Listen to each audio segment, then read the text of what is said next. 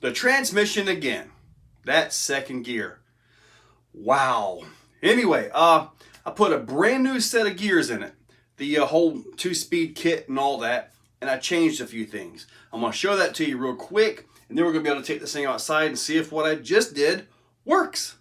Take a look. So let me show you guys what I did. If that shift collar moves, this guy right here, if this thing moves, it has to move out here. Okay, or it has to flex this shaft right here, and the shaft that's in there is the original one, and there is no bend. It's as straight as this one, so I can't see that flexing now. So it has to move. This has to come out of the gear, which moves the shift fork, which means it has to come out to here. And the only thing out here that could flex was this horn that I made when I first did it. So, and the way I had this set up was I had to bend it up to make clearance. And you can see that hole right there is where the bolt was. I had the little arm deal coming out and turning this way. So the servo actually had less leverage on it out here than what it would have in here. So what I've done, you can see this other plastic horn. I have a metal one somewhere, but I can't find it. I had to elongate that. And I'll show you guys that up in detail. And I spaced it. I'll show you the spacers in detail as well. And this right here, I turned this to the inside. So we're going to look at those up close. The gear selector moves in and out perfectly straight. This right here has an arc to it, as you can see right here, the arc. So that's why I had to extend that. In the far in position, it's kind of towards the middle. In the far out position, it comes out. So I had to open that up. Now this horn, there is no bend in it. I found these spacers. I'm going to measure those and give you the exact thickness of those spacers, but still this would not fit. So what I had to do was actually take the Dremel and shave this down on both sides. I didn't really have to shave the top down because that just kind of hangs up at the top, but you might need a little bit more clearance right there. But this right here should eliminate the actual flex that I would have in the horn. And with this to this side over here, and I'm talking about the hole right here, it gives the servo more leverage, thus making it effectively stronger against all of the stuff inside here. So I'm hoping that that right there can actually get the job done. And there shouldn't really be any flex anymore, because with that horn being straight, let me see here, you don't have that bend. That bend really, I mean, it worked, but I think maybe that was part of my problem the whole time. But then again, you know, we also have the clearance issues inside the transmissions, stock transmissions, and the Vitavon. The Vitavon internal dimensions were made the exact same as the stock ones. So this is really an issue on Axial's part for this. So all of us out here trying to get this thing to hold in second gear, well, that's part of the issue, and we're trying to get this figured out. So anyways, I'm going to go ahead and get some measurements for you guys. So you guys know if you have this servo, you want to space it up. And I also want to mention that if this horn right here had just a little bit of flex, you only need about 1.5 millimeters of flex. And with the power that we have going into this thing, once it starts going, it's just going to go. So, yeah, which kind of makes me wonder, Axial expects it to work with a servo saver? Yeah, don't see that one happening. But anyway, I'm going to go ahead and get those measurements and tell you guys about those, and hopefully get this thing put back in the poor old Riff. The measurement on the spacers, 1.87 millimeters. And I forget where I get them at, but I probably saved them out of a kit or something. Years ago, I have a tendency to save things like that, but it really came in handy, fit perfectly. With a normal larger saver or a washer, the small screws and the tight tolerance right here, you're not going to be able to fit them in without trimming them. So yeah, and as far as the travel goes, right there, I got about 5.6 millimeters of travel. So yeah, that really was a big deal there. And the endpoints on here went from about 25 to about 34 and about 24 to 36.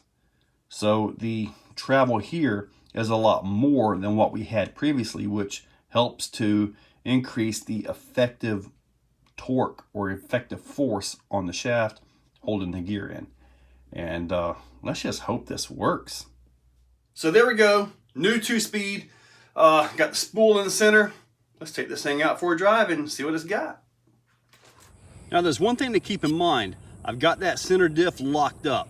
So with that, it's gonna be more brutal to the axle diffs. Yes, I still have the diffs in there.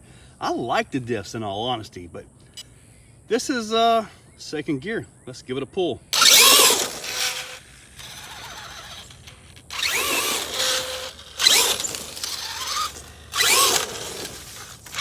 Oh.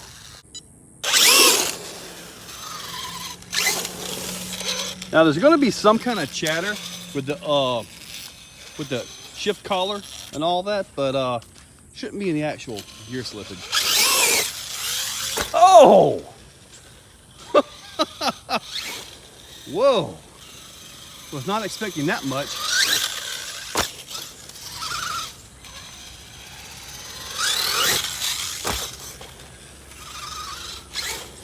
So far, so good. I love the slap wheelies. Maybe I should put a big wheelie bar on this thing so I can get a slap wheelie for 1.5 miles.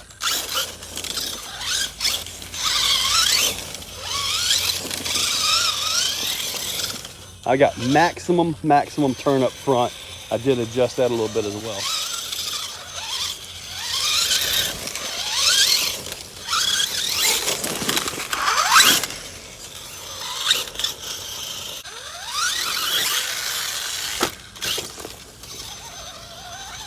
That was easy.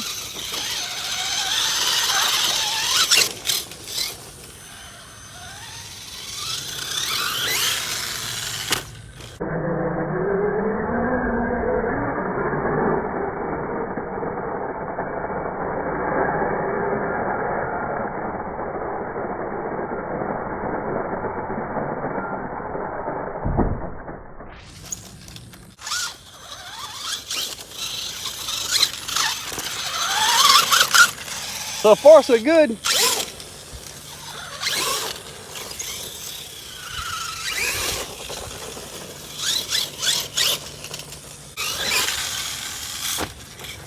Beautiful. I'm gonna be sad when all these dirt piles go away.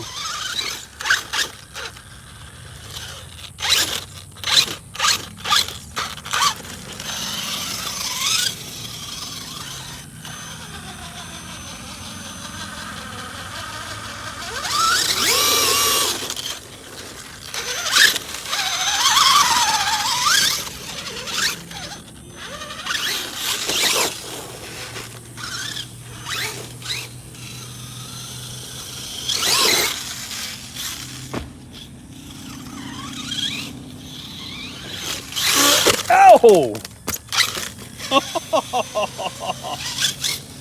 Hit that jump, Ron. I believe this is one of the areas where it was chattering quite a bit.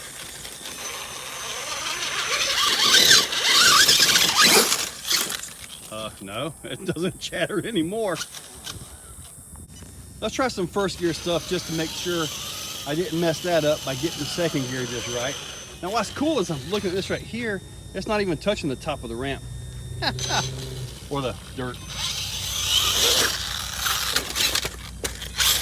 Well, yeah, missed the wheel speed on that.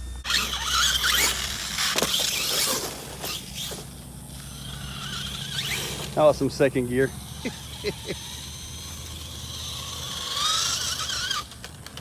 Oh, that's why. A little ridge on the dirt. See that?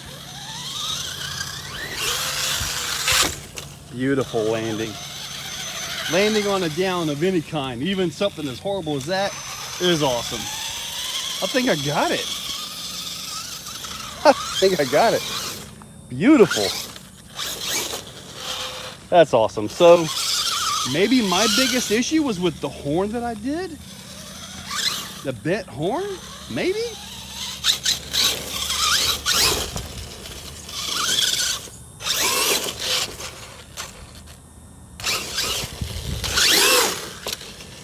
Looks good to me.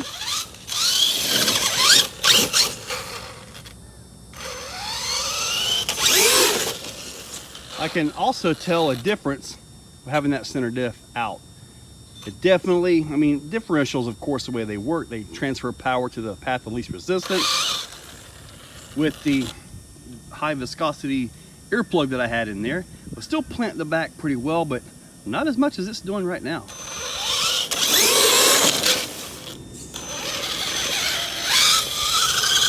I'm actually surprised the axle diffs are taking it. Because that's, this is more brutal on the axle diffs, and more brutal on the drive shafts as well. Yep. I'm confident enough that I've got the problem fixed now. Now, you have these gears, there isn't enough room inside, so I had to do the modification on the fork to get more travel. About 5.5 millimeters is what you need overall travel, full engagement on the low and full engagement on the high. That seems to get there, and I had that before, but I had the horn and I bent that horn up, you know, to get it to where it needed to be, because it just wouldn't go. I didn't really think about the whole flex of the plastic and all that, because I actually heated that, so I may have weakened it. But you know, Axial still, they sell it with a servo saver. I cannot see that holding at all. If you have it in there with the servo saver, comment down below if it's holding. I'm really curious about that. Now the surfaces, the teeth on the shift collar could have been about maybe 3/4 of a millimeter longer. It doesn't sound like a lot, but it can make the difference. They were flat. They shouldn't have any shifting under load. However, you have all that vibration in the transmission, and I kind of got a feeling that was causing it to go here. And once you get to the taper at the tips of the shift collar and the gear, I think once you got close to that, it just simply skipped out. And then because you got so much power in here, you know, it just simply rides on top of that and doesn't really go in. Anyway, regardless of all that mumbo jumbo, I think I got it. I think I've got it. I won't find that metal horn. But anyway, I think I'm good enough now that I can go and progress with other mods and try some other things. I've got the carbon panels I haven't even been able to put on yet. I mean, sure, I could have put them on, but having this issue would have taken away from it, right? Anyway, guys, I think I got it. Check that description, and we'll put links to all this stuff down there. Make sure you check that out. There are affiliate links: AMain, eBay, Amazon, AMain, eBay, Amazon, and Horizon. That's what it was. Check AMain out, though. Use those links. Make sure you're subscribed, and thank you all for watching. Guys, if you like what you see, hit that like button, hit that subscribe button, and ring that bell. So, in the description, there's a link to become a channel member. If you want to become a channel member, it's a very simple $2, $5, $10, or if you really got some money, $25 a month. It's a simple way to support the channel. So, get that, and I am doing monthly giveaways for members only, so you might want to consider it. So, guys, use those links. Make sure you're subscribed. Thank you all for watching.